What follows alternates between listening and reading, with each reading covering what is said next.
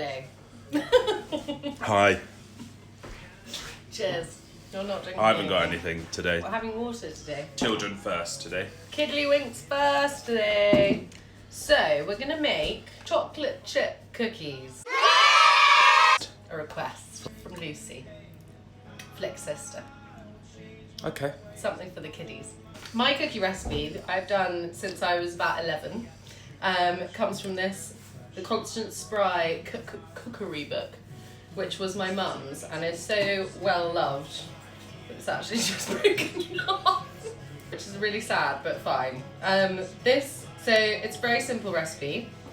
For it you need butter, caster sugar, self-raising flour. You can also add chocolate powder if you want to make them chocolate, and you can also add vanilla essence. And whatever you want to put in it, chocolate-wise, we're going to put some mixture of white and dark chocolate buttons. We might also put some of these in, Cookie Crisp, because this morning we didn't have any actual chocolate, so this was my plan. So we might just do a bit of a mix, I think, for texture. Let's start. So we're going to need a mixing bowl, wooden spoon, because we're going to do it by hand today, some scales, and a lined baking tray.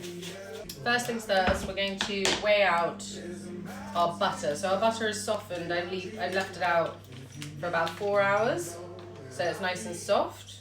And we need 4 ounces of butter. Into that, we're then going to add 2 ounces of caster sugar. There we go.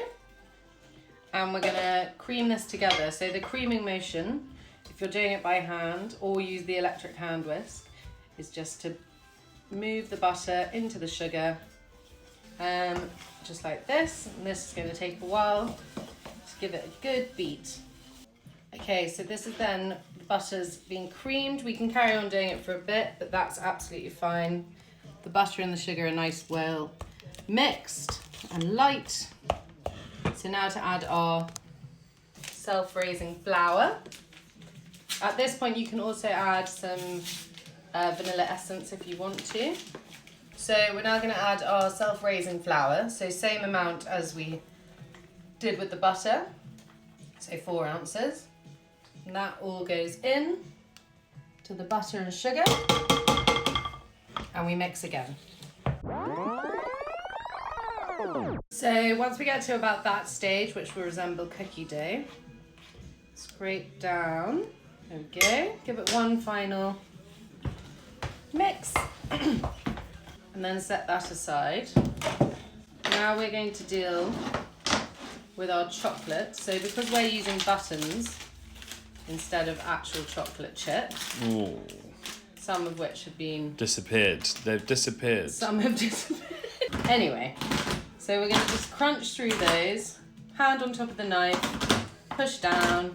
Don't worry if it sort of flies around a bit, bring it together and go the other way.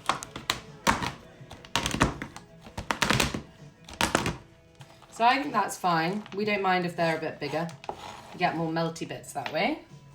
We're then going to go in with those. You can also, as I said, you can add cocoa powder if you want to make the biscuits chocolate themselves, so double chocolate chip. We're also going to just put a few of these in for fun.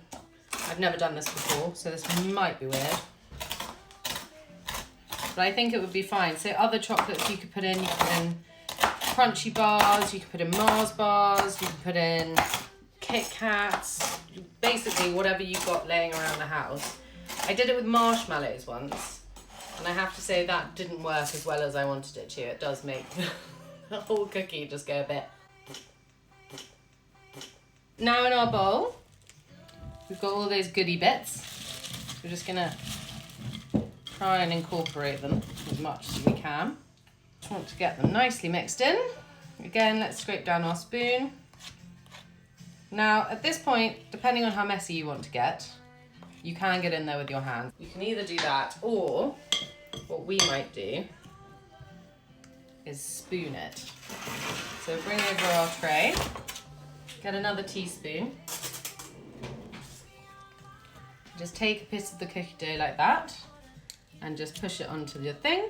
And how big is that? I would say it's like what would you say, like a heaped teaspoon? Yeah. How big will they get? Quite big. So we're going to do 2 separate like that.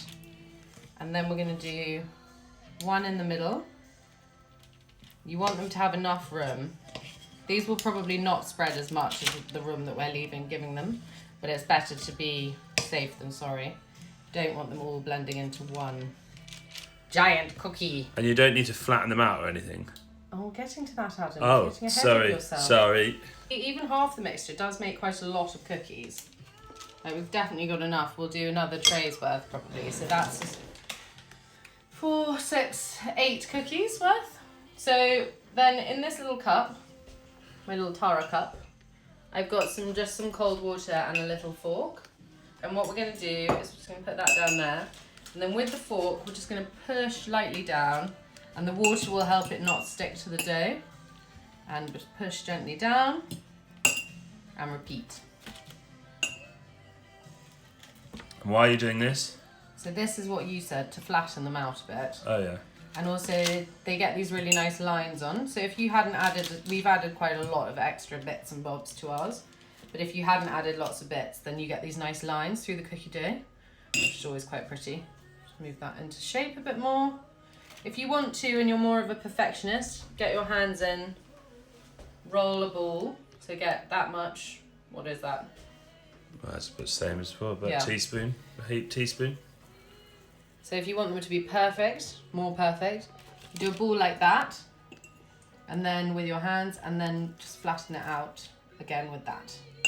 And that will then be smoother. Ours are going to be more sort of rocky, etc. So then those go into preheated oven, 170 degrees, for about, I think about 10 minutes, 10 to 12 minutes. We'll check them at 10 though. See you in a minute. Welcome back. So the cookies are now ready. We're going to get them out. I'll show you what they need to look like. So here they are. As you can see, they've gone nicely brown around the edge. These are our second batch. If you touch them, they are seriously squidgy still. Don't worry about that. They'll harden up on their own. So now we just leave them 5 or 10 minutes to cool down in their tray. Don't touch them. Just leave them like that. And then we'll decant them. So just sliding them onto a platter. Don't worry about the fact that they're quite crumbled. They will harden up as they cool. Here they are, our lovely cookies. They smell absolutely delicious. Happy baking!